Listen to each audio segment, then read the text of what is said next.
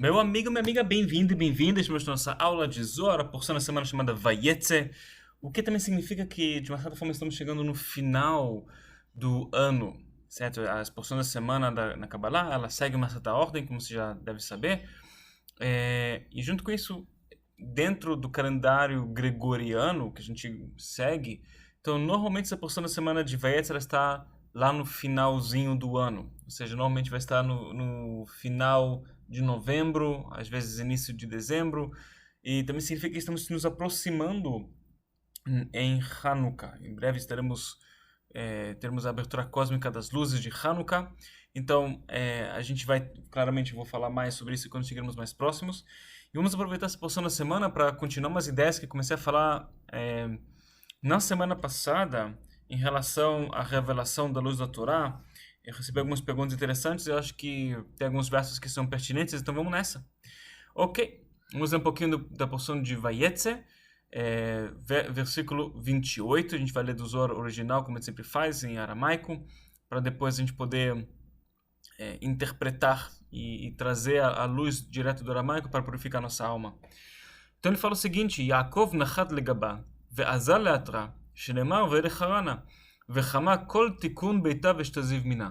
תחורה דילה סמ"ם, אב איש קמי, ונחת להגחה בי קרבה, ולהחיד לי, לכתיב ויאבק כשמו וגומר. כדי נשתזיב מכולה, והשתלים בשלימו, והסתלק בדרגה שלימית, ויתקרא ישראל.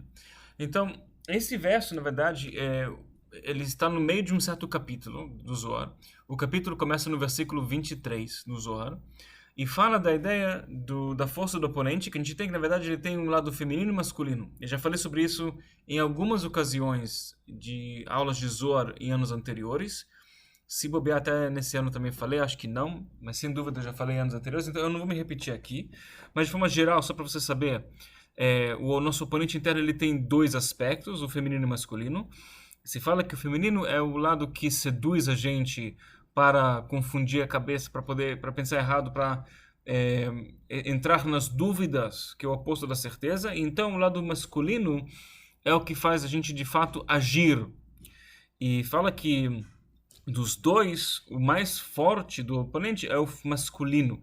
Isto é, ele é o mais forte, ele é o mais potente, que faz a gente agir de uma forma errada. Junto com isso, se fala que é bem mais difícil a gente superar o lado feminino do oponente, porque pelo mais que ele tem muito mais força, ele é descrito no Zohar como se fosse um cara malvado bem forte, que tem um machado que vai lá e pá, né, baixa o machado na gente. E já o feminino, a força feminina do oponente é descrita como uma força bem delicada, mas na verdade é bem mais difícil superar essa força, como eu já também, inclusive, já aproveitei para falar em diversas ocasiões. Quem conhece o filme O Advogado do Diabo, que é, na minha opinião, uma vez por ano é bom ver no mínimo esse filme, é muito bom, certo? No final das contas, você vê como lá o Al Pacino ele faz o papel do diabo, e sem trazer um grande spoiler para você, mas vai ter aqui um pequeno spoiler. Então, se você não viu esse filme, então coloque em mudo a aula nos próximos 15, 20 segundos, tá?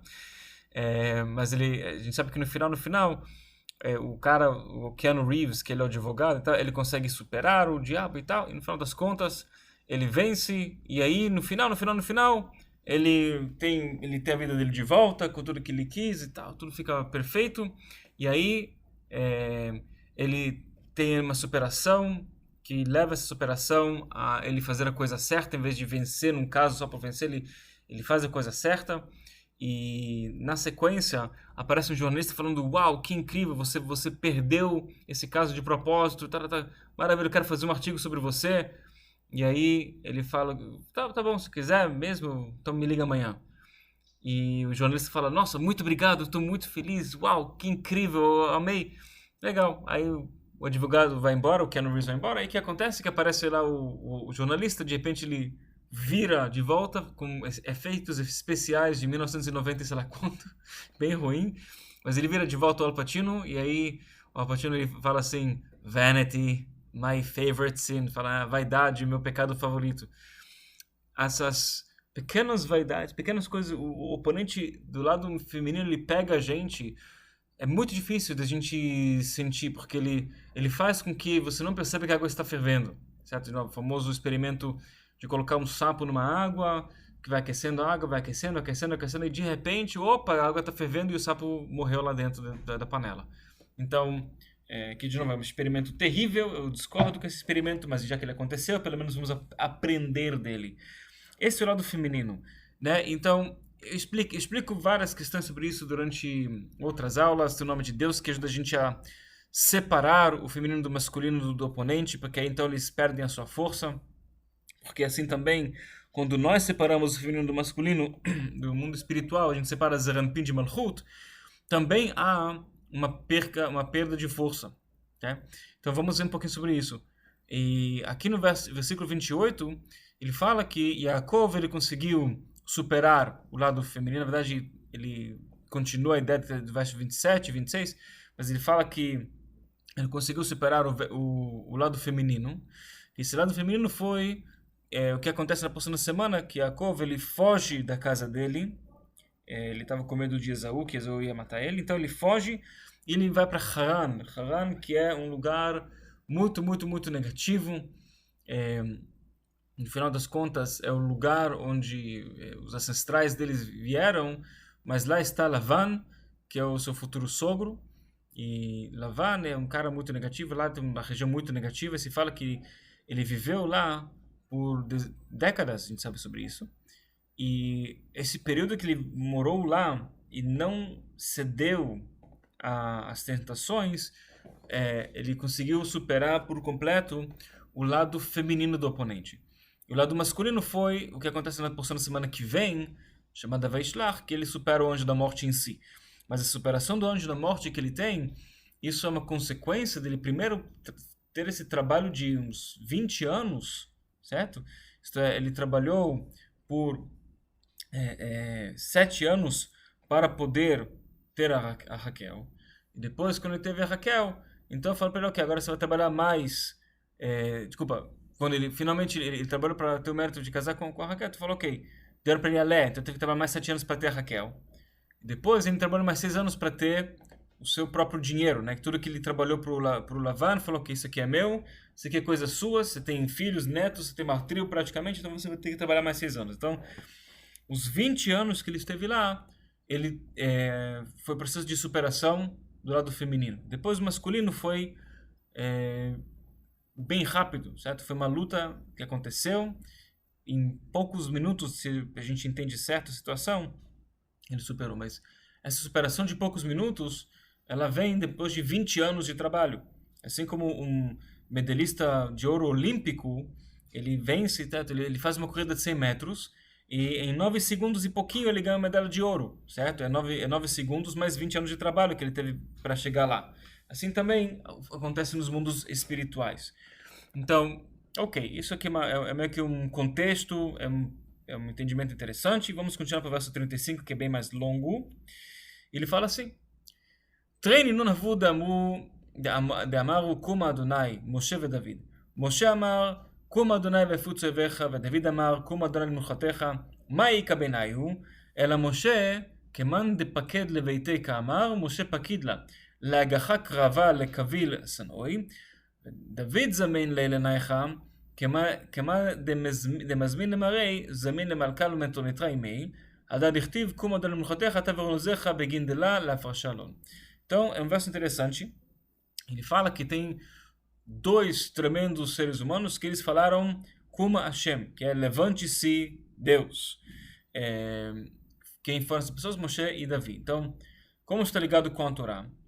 Antes da gente abrir a Arca da Torá, que de novo, se Deus quiser, a gente está num projeto agora de criar a nossa Arca da 91. Inclusive, na verdade, eu vou me corrigir porque é muito mais do que uma arca e uma mesa, certo? Que além do fato de são itens sagrados, na verdade é uma sala que a gente está fazendo, né? Que vai ser a sala de transmissões.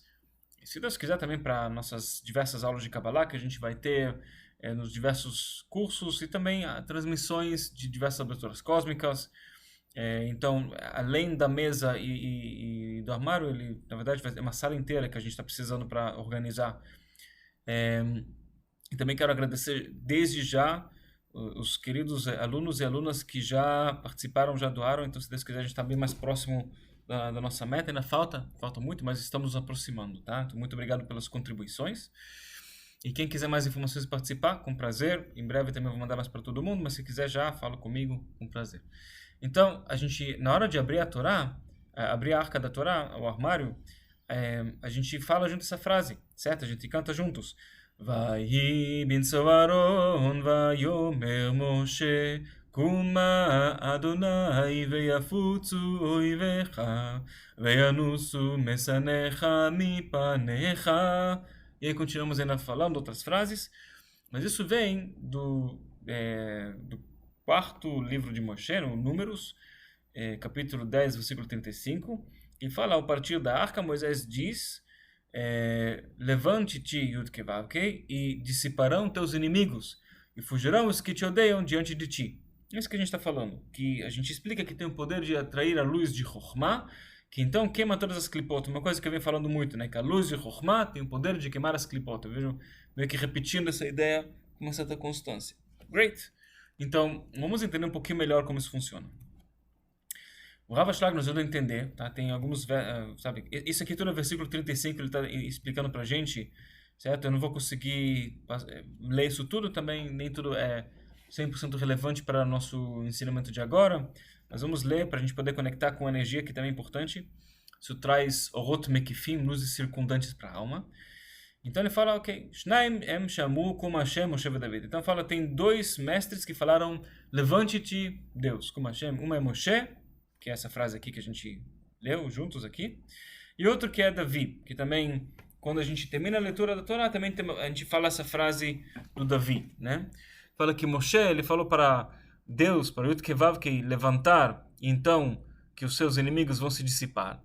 E Davi falou, como Hashem limnuchatecha, fala, como Hashem limnuchatecha, ata ve'onozecha, e continua falando, konech al-beshutzelech v'chasdech renenu, bavud-avdecha al-tashev l'meshichecha. Mas o que Davi falou? Fala que levante-te, Deus, para o teu descanso, você e teu armário de poder, ve'aron ozecha. Então, mais benem, qual é a ligação entre eles? Ela amar Moshe, Sheu Ba'alá de Matronitá. Então, Moshe, ele era o marido da Shekhinah. A gente sabe que, no certo momento, Moshe ele se elevou tanto que ele chegou num ponto de, literalmente, casar com a Shekhinah, que, inclusive, depois tem toda uma questão que ele foi julgado pela própria irmã. Falou, olha, você deixou a sua esposa... Certo? A Tzipora, você deixou ela para casar com uma Shekhinah. Como isso funciona? Certo? Isso é um problema, porque você é casado com uma mulher de carne e osso, você tem deveres com ela, tem que cuidar dela, tem até uma questão técnica, ela falou para ele, olha, e tem a questão sexual, você tem que ter relações com ela quando, sabe, ela estiver pronta e querendo. Você tem que ter. Você é casado com uma Shekhinah, você agora dedica-se 100% a alma, aos assuntos da alma, uma coisa que é um problema. E, de fato, esse julgamento da irmã dele, da Miriam, que era uma mulher muito, muito elevada, foi um julgamento errado, né, que depois ela ficou, de imediato, você vê que ela ficou toda branca de lepra, e aí Moshe, então, abriu os portões celestiais e falou, Anael Narefanalá, que ele revelou esse nome de Deus da cura, de 11 letras, para curar ela. Já falamos sobre isso também várias vezes. E... sabe, tem muitos, especificamente homens, mulheres também, aliás, mas é mais comum encontrar isso dentro de homens, que gostam tanto de espiritualidade, que eles querem literalmente casar com a luz. Talvez não de uma forma direta, assim, literal, acho que de uma forma figurativa, tá? Não é literalmente, de forma figurativa querem casar com a luz, ou seja, querem se dedicar à luz. Eles não querem se abdicar dos seus deveres como ser humano no mundo físico, eles querem manter suas responsabilidades no mundo físico, se precisa trabalhar, então vão trabalhar, etc. Mas, de resto, não tem paciência para investir em relacionamento e tal, porque eles querem dedicar o seu tempo e energia para rezar, para estudar, tudo que a gente fala na Kabbalah que é tão importante de fazer, para compartilhar. E vou te falar que, de fato, realmente é muito difícil manter o mesmo nível de espiritualidade. Se você for comparar o momento que uma pessoa é jovem e solteira, versus quando a pessoa é casada com filhos. Porque quando você cria sua própria família, tem que investir mais tempo e energia lá. E o tikkun é trabalhar essa questão de ser um marido melhor, um pai melhor para os homens, assim também vai para as mulheres. Eu também tive algumas alunas que eu vi que elas não tinham nenhum desejo de encontrar a alma gêmea, ou pelo menos uma pessoa certa para começar uma família. E olha, com todo respeito, até eu falar diretamente, mulheres bonitas, inteligentes, que elas têm o que oferecer. Não é que você vai falar, olha, uma mulher que de repente, sabe, de repente ela se sente muito feia, ela se sente que ela não tem o que oferecer, tá, tudo bem. São mulheres que elas sabem que elas são bonitas, elas são paqueradas, certo? Elas são procuradas. E não só para o físico, também para encontrar uma união espiritual legal. Então, e mesmo assim, falam, não tenho paciência para isso tudo, essa questão de relacionamento não dá certo, fica azedo rápido e tal, então vou me dedicar para estudar, eu posso acordar no meio da noite quando eu quiser, aí eu não acordo ninguém perto de mim, eu vou acordar, vou estudar Zohar, vou ler o que eu quero ler, vou estudar, vou rezar, aí posso voltar para dormir, depois eu acordo para trabalhar, me sinto revigorada, que bom. E assim também para homens. Isso acontece inclusive com homens depois de casarem e terem filhos, tá? E para mulheres isso acontece antes de casar e ter filhos, quando tem um pouquinho de medo de se comprometer no relacionamento. Isso normalmente acontece. Ok. Isso é um problema. Por que é um problema? Porque essa busca dessa união espiritual, ela pode gerar uma separação do mundo físico. Isso é uma questão que a gente precisa manter em mente, que às vezes, para manter uma união espiritual, nós precisamos trazer uma união no mundo físico que talvez diminua digamos, o qual e o quanti, né? Vai diminuir a qualidade e a quantidade de ações espirituais que você faz, de rezar, de estudar, de compartilhar. Não que isso seja uma desculpa, não que você fala, o que o Daniel falou, então beleza. Daqui em diante vou ler, vou estudar Zohar uma vez por mês, só na lua nova está valendo. Não, não é assim. Tá? Inclusive, de novo, se tudo der certo, de acordo com os planos que a gente tem, com essa nova sala da Torá, a gente vai começar a fazer mais e mais transmissões de Shabbat. De sexta-noite, de sábado de manhã. Eu não quero me comprometer, para ficar bem claro, eu não estou me comprometendo que assim que tudo estiver pronto, vai ter toda sexta-feira à noite, todo sábado de manhã, vamos com tudo. A gente vai começar devagarinho e vamos encontrar o ritmo certo. Eu tenho certeza absoluta que uma vez ou outra não vai ter, tá? A gente claramente vai avisar de antemão, mas no final das contas vamos sim encontrar um ritmo bom, saudável e de repente muitas pessoas vão sentir um espaço, até um refúgio espiritual para poder se encontrar durante o Shabat, tal, sexta-feira e sábado, e de repente, poxa, o meu marido quer ver um filme, mas ele vou falar pro meu marido, pode esperar rapidinho, deixa eu terminar aqui a reza de sexta-feira à noite, no meu Shabat, e já vou ver um filme contigo lá embaixo. Então, falar embaixo, né, porque é como se fosse, a pessoa mora num triplex. Mas de qualquer forma, o que eu quero dizer é que isso não pode virar uma desculpa pra gente agora, ok, então vou investir menos na espiritualidade, mas entender que você tem que encontrar um equilíbrio de o que traz união e separação para você. Por quê? Tá? Vamos continuar lendo aqui a ideia. Moshe tzivá la'asot milchama im sonav. Então fala que Moshe, ele era literalmente o marido da maternitá, da Shekhinah. E ele tinha um poder de falar para ela o que fazer. Né? E não é que o marido manda na esposa, que se fala num relacionamento real, verdadeiro, de união verdadeira, saudável, entre duas pessoas, ou digamos nesse caso, entre duas entidades espirituais, quando um pede, o outro obedece. Porque eu sei que se o meu marido ou se minha esposa pede algo de mim, é porque eu tenho que confiar nessa pessoa, eu tenho que pressupor que as suas intenções são puras e as suas intenções elas vieram somente para trazer o melhor para a gente, então eu vou seguir. Depois eu faço perguntas. Isso vale para homem e mulher, não é só o homem que manda na mulher. Assim também, quando a Shekhinah manda em Moshe, ele primeiro faz, depois ele pergunta. Porque eles tinham um nível de elevação espiritual muito alto. Então, eu e você, eu vou falar de mim. Eu sei que não importa quanto que eu tenho momentos de insights de purificação, elevação espiritual, eu tenho certeza que se eu tenho um pedido que minha esposa não entende, se ela não entender, eu preciso explicar para ela, eu preciso, entre aspas, vender a ideia para ela e persuadir ela para querer participar. Porque talvez eu possa estar errando. Talvez eu não estou no nível de Moshe. Moshe estava no nível de purificação, nível do desejo puro. Então, ok. E o que ele fala, ela faz. E o que ele falou para ela? Moshe tzivá לעשות מלחמה עם שונא. Fala, Moshe, ele ordenou, deu uma ordem para a Shekhinah, para fazer uma guerra contra os seus odiadores. Quem são seus odiadores? As klipot, certo? Não se trata de outros seres humanos. As cascas de negatividade. Então, David esminoto limnucha. Então, o que Moshe fez? Fala que Moshe, ele fala para Luís, para o tetragrama, Kuma Adonai vefutze fala, levante o tetragrama e vai lá fazer guerra. Já o David, ele fala que ele convidou, né, Kuma Adonai limnuchatecha, ele fala, levante-te, Deus, para teu descanso. E continua, Atave onuzecha, você, tetragrama, né, e o armário do seu poder, o armário do poder. O armário é o Rona Kodesh, né, que a gente está construindo, o armário onde a gente coloca a Torá, é o armário da santidade. Então, ele fala, o Davi, ele não deu uma ordem, Davi, ele convidou o Criador, e não convidou para fazer guerra, mas sim convidou para descansar. Ok. הזמין את המלך והגבירה עמו, וזה שכתוב כמו דלם מנוחתך, אתה שהמלך ואהרון עוזיך, שהיו נגבה בשביל שלא להפריד ביניהם. E fala por quê? Porque o rei Davi, ele convidou os dois, o tetragrama, o abençoado seja ele, junto com a Shekhinah, juntos para não criar separação entre eles. Então, a gente entende aqui uma questão interessante.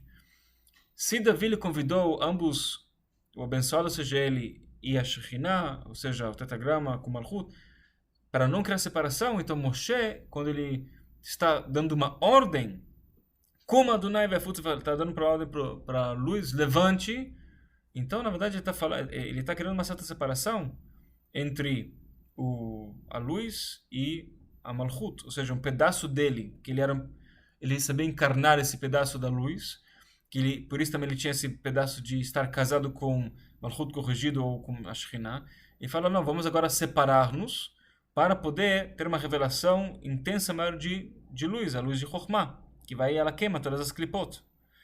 Então vamos entender. Biur advarim. Vamos agora ter a explicação das coisas. Inclusive, biur vem da palavra or. Né? Quando explicar, vem essa palavra específica de explicar, fala, vamos iluminar as palavras.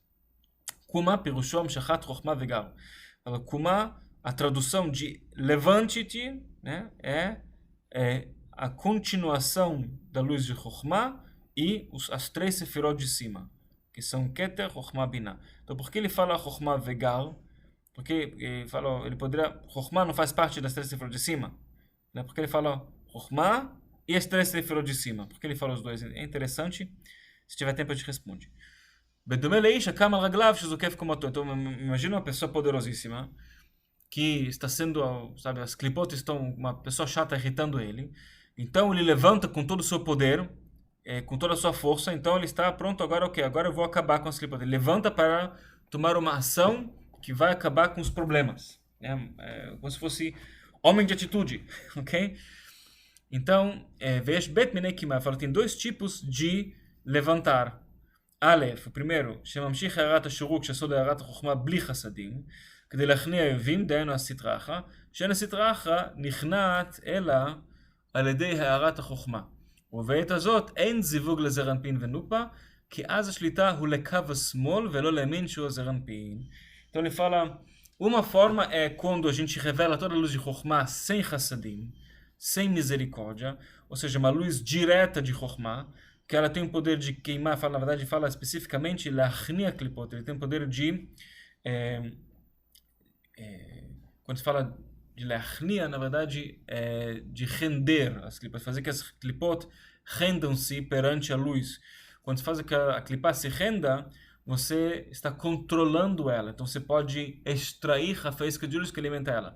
Todas as clipot, elas têm vida porque elas se alimentam de uma faísca de luz. Pode ser uma clipá do tamanho do Monte Everest, pode ser a clipá do tamanho de um grão de areia.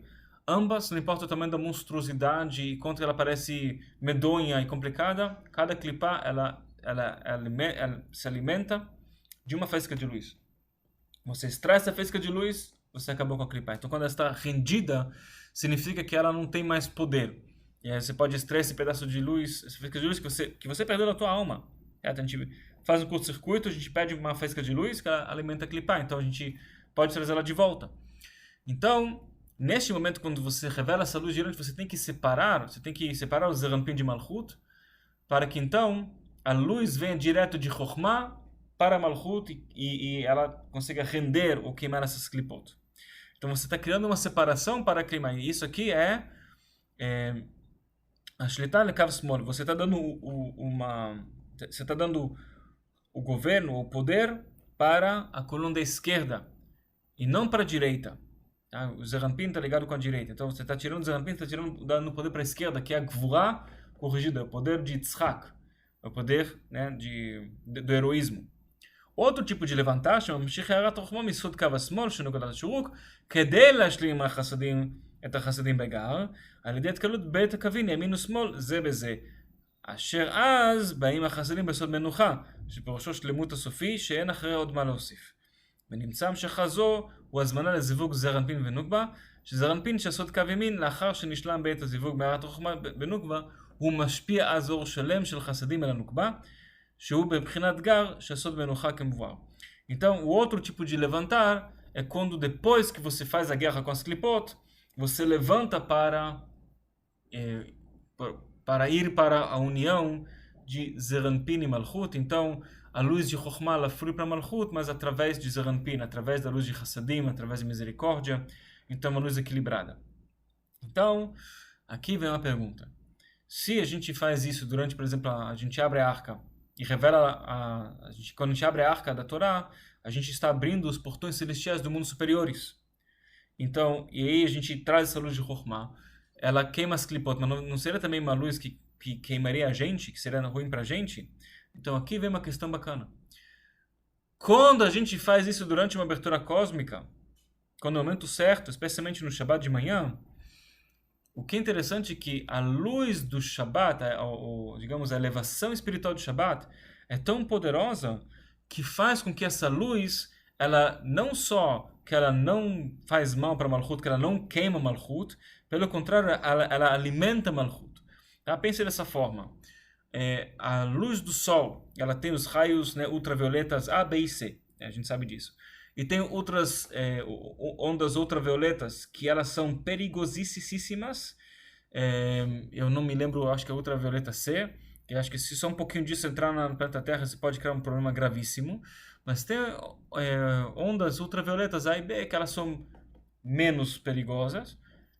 Ainda para a gente são perigosas, mas, por exemplo, tem vegetações, tem plantas que elas não se prejudicam com uma revelação de um certo nível de ultravioleta A ou B. Agora não me lembro exatamente. Então, não é que ultravioleta é uma coisa ruim, de forma geral, é que a gente não sabe lidar. Mas, por exemplo, tem plantas que elas sim conseguem transformar ainda mais rápido a luz, né, usando o processo de fotossíntese, conseguem ainda mais rápido transformar isso em oxigênio para o mundo. Então, quando a gente está dentro da luz do Shabbat, na verdade, mais luz de Chokhmah faz com que a gente consiga pegar um bronzeado espiritual bem bacana. Tá? Isso traz mais energia para a gente. É como se fosse um painel solar. Você consegue absorver mais energia. Pela questão do estado de espírito que nós estamos durante o Shabbat. Então, na verdade, isso até é bom. Agora, as clipot nunca podem subir com a gente. Elas nunca podem subir com a gente nos mundos superiores. Inclusive, se fala que sexta-feira, a partir das 11 da manhã, já começam a ter elevações dos mundos superiores. Começam a ter elevações e por isso se fala que é um momento de muito fácil brigar. Especialmente um momento para ter muito cuidado entre marido e esposa, para não criar separação, para não brigar e não importa o que aconteceu, perdoar um ao outro, para entrar no Shabbat perdoado e unido. Porque se fala que as clipot, elas querem de qualquer jeito, elas querem subir com a gente para os mundos espirituais. Assim que os mundos vão subindo, eles também querem receber mais luz. A questão é que se eles subirem com a gente, eles vão se queimar. Eles não têm como. Então, na verdade, seria bom eu ficar super reativo antes do Shabbat, e aí eu entro no Shabbat e pronto. Aí eu trouxe comigo mais clipot, e aí vou queimar mais sanguessugas. Teoricamente sim, mas na prática, se a gente fica rendido pelas clipot, e nós clipot são rendidas por nós, Então a gente também pode estragar nossa experiência do Shabat, podemos receber muito menos luz, e acaba que a gente não faz nenhum nem outro. A gente nem queima essas clipot que se grudaram na gente, e a gente nem ganha tanta luz como a gente deveria no Shabat, por isso é bom entrar, deixa as clipot, pensa dessa forma, um foguete está subindo, né? Está levantando voo e ele está querendo sair da força gravitacional da Terra. Então tem um monte de criaturas, sei lá, um polvo gigantesco com seus tentáculos. Ele tenta pegar esse foguete e impedir dele descer. Então a gente quer continuar subindo, subindo, subindo para que no final das contas o polvo gigante ele sai da água. E aí chega num ponto que não consegue mais segurar com seus tentáculos, né? Porque ele fica sem oxigênio. E a gente continua. E aí ele acaba soltando os seus tentáculos do foguete. E cai. E aí ele se espatifa na terra e morre. Ok. Então você pode falar para os seus amigos. O que você aprendeu na aula de Zohar de hoje? Você aprendeu na Kabbalah? Você falou que você aprendeu sobre povos gigantes e foguetes. Ok? Ou não. Então, fala que já o rei David ele tem uma outra ideia. Fala que ele fez com que a luz ela voltasse a se unir. Então a gente tem que ter uma questão importante. Para que a gente possa superar as nossas clipot, além do fato que é bom você conectar com a luz da Torá quando você puder, certo? Que a gente vai fazer as aberturas cósmicas e tal, com essa frase que a gente fala e durante... Inclusive, e se eu cheguei atrasado de manhã e perdi essa frase? Eu posso falar sozinho em casa? Primeiro que você pode. E segundo que toda a conexão espiritual que vem depois, ela tem esse poder também. Essa é a semente de queimar as clipot, mas o que vem depois, a leitura da Torá, a palestra, tudo isso acaba que continua o processo de render as clipot. Então não se preocupe se você perdeu exatamente essa frase. E não adianta também só conectar online para ouvir essa frase quando a gente começar a fazer isso, sei lá, quando em janeiro de 2021. Aí você vai ver só essa frase e desliga já a conexão. Então, ok. É melhor do que nada, mas também você não fez uma conexão tão plena assim, tá? Então, vamos lá. Quando a gente está falando da ideia de a gente conseguir queimar os nossos clipot, temos que aprender que assim como a gente tem que separar o feminino e o masculino do oponente, conforme eu já falei sobre isso em outras aulas de Zohar, a gente também tem que aprender como unir o nosso feminino e masculino interno, a luz e recipiente, corpo e alma, pensamentos e ações, ou pensamentos, emoções e ações. Né? Temos que saber como fazer essas uniões. E para poder fazer essa união, falo para a gente usar o seguinte: você tem que proativamente antes criar uma separação. Você tem que fazer uma separação antes, ou seja, antes de eu ficar assim, deixa eu unir meu pensamento com a ação, primeiro separe o pensamento da ação. Você tem que trazer a luz de Chokhmah, sabedoria. Traga sabedoria, pense bem, planeje. Planeje e tem que demorar para se planejar, para discutir, para trocar uma ideia.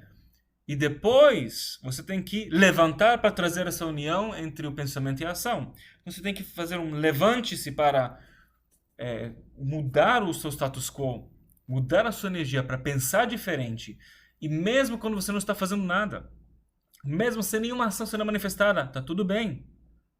Porque depois você vai ter que levantar e trazer de novo uma nova força, uma nova energia de dentro para fora para você poder conseguir lá e trazer a união entre pensamento e ação como exemplo. E quando eu falo sobre isso, dessa ideia de levantar para criar essa separação, temos que parar o que estamos fazendo. Às vezes a gente tem que parar o que estamos fazendo, pensa bem o que você quer na sua vida. Especificamente em 2020 agora, nesse período que nós estamos, semana passada, acho que na sexta-feira, mandei um e-mail falando da fórmula dos milagres. Eu comecei a falar sobre... vai ter acho que uns, 4 ou 5 e-mails no total, que é um preparativo para Hanukkah. E é muito importante, o primeiro passo você tem que pensar que tipo de pessoa você tem que ser para poder ter os milagres que você quer. Isso faz com que a gente para de fazer coisas e pense que você está fazendo. Isto é, a gente tem que criar uma desunião proativa para depois trazer uma união. É parte do processo também. Assim também tem, inclusive, homem e mulher, certo? Tem um momento quando, por exemplo, a mulher está no seu ciclo menstrual. Então eles têm que se separar temporariamente para depois se unir. E se fala que ambos exigem um esforço de você parar, certo? De levantar para ter uma energia forte para separar, certo? Não separar fisicamente, mas parar, tipo, agora sabemos que não tem união sexual, e depois, quando a mulher termina o ciclo dela e está pronta e tal, se purifica, então agora vamos criar uma nova energia de vamos nos unir.